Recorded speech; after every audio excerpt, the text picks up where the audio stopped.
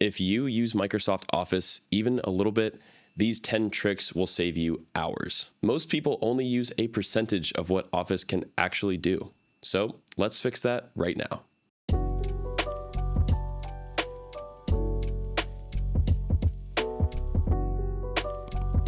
Note that while we are using Office 2024 on this Windows PC, you can still mostly follow along on older versions. All right, guys, so for the first trick, we're going to use Microsoft Word. Our trick here is instead of manually formatting an entire document, we're going to use something called styles. Once we're in Word, simply go to your Home tab, which you should be at by default, and we're going to use what's called a style set. So we can highlight a heading, for example. Let's go ahead and highlight my heading right here. And then I can go over to my styles. I can view more styles if I drop this arrow down. I could create a style, or I could apply a style, or I can select from any of my styles here. Let's go for heading number 3. And so by clicking that, it's going to apply that anywhere where I have it selected. This instantly fixes spacing, fonts, and structure across your whole document. Trick number 2 in Word is the navigation pane. On the View tab, we have a checkbox for this option called Navigation Pane. Now, if we do that, we can easily navigate our document. It's going to create sections automatically based on our headings and our pages. For example, I can quickly navigate to my title and then to this heading below it, which is all we currently have in this document. This alone can cut your editing time in half if you're not already using it. All right, guys, so the next trick that we're going to show you is in Microsoft Excel, and we're going to be using something called Flash Fill. Let's say, for example, we have a data set with a range of first and last names. I'll type in a few. So I went ahead and entered some first and last names for my data set. Now, in order to do the Flash Fill, I'm going to type in an example of what I want Excel to do. So I'll type in the first initial with the last name, and I'll press Enter. Now, if I click this cell, I'm going to drag this down to the empty cells that match my data. And then in this little drop-down arrow right here, I'm going to click this and press Flash Fill. And as we can see, it automatically recognizes our pattern and it applies it to the remaining values in this column.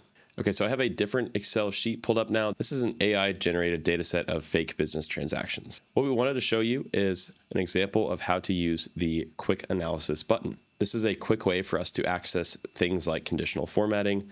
If you're not great with formulas or charts, we can use this to better understand our data. Let me go ahead and format this as a value really quick. I'm going to select any amount of data that I want to, and we can see this little lightning icon. This is the quick analysis, or we can access it by hitting Control and Q together. And so if we click this, we can instantly get charts, formatting, totals, and pivot table suggestions.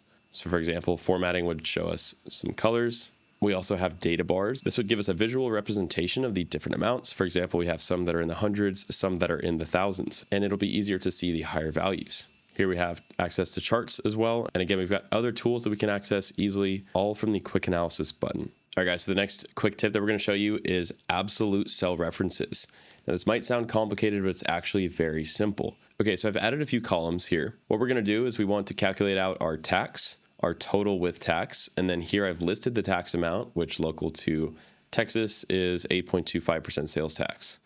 So we're going to use a basic formula. We'll press equal. We're going to select our amount cell, and then I'll do an asterisk, which is multiplication, and then I'll select my tax amount percentage. Okay, and I'll press Enter. And then we can easily do another formula here, which is equals E plus F. Super simple.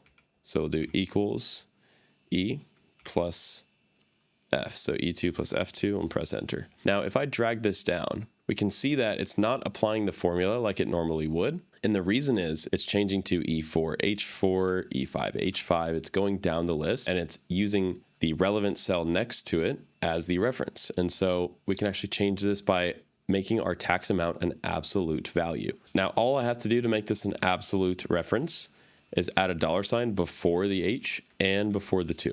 We're telling Excel that we want it to use this percentage amount or this cell as the reference down this entire column. So if I drag down a few, we can see that now it's actually updating according to this number and still using this one as a reference. And then by default, since we did that, this number should also be accurate.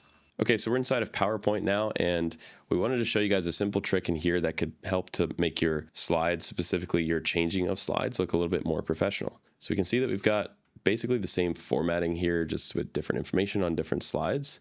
If you have shapes also, this will work particularly well. So starting on slide 3, I'm going to go to transitions and I'm going to click morph.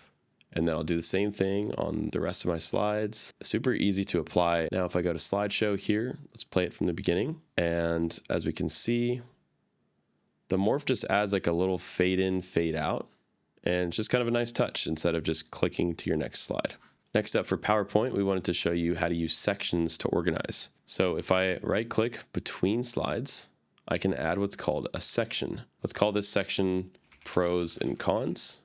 So this is going to help us to present and rearrange slides just a little bit easier. We now have it broken down into sections. For example, I could select these three. If I wanted, I could move number 4 into the section by dragging it. So we can always click and drag to rearrange. And again, the sections are just going to give us that sort of slightly cleaner navigation style, and it's going to allow us to see our work just a little bit easier.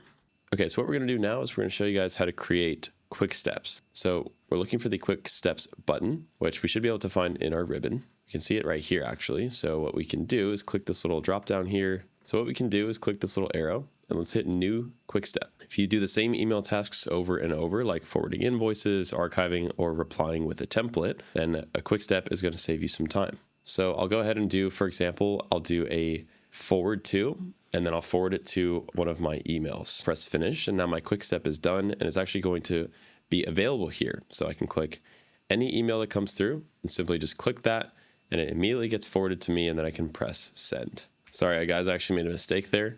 The email address needs to go here, and you just put the name right here. So I'll click finish. Okay, now I should be able to go in here, press this, and then it'll auto-populate that field, and now I can just press send. All right, guys, and trick number 10 is a universal search. And so this is a newer feature in Office. Every office now has a universal search bar, and that's what this is here at the top. So for example, we could hit the search bar and type any of what we want. We could type insert table. For example, I can go back to Word, I can search for table, and we're going to find our actions. So for example, I could add or insert a table. I could do the same thing in Excel. This is universal, which means it's going to search the entire application for features or actions that I can do. All right, so those are 10 tricks that every Office professional should know. But if you have any questions about anything we covered, feel free to drop those in the comments below, and we'll get back with you as soon as we can.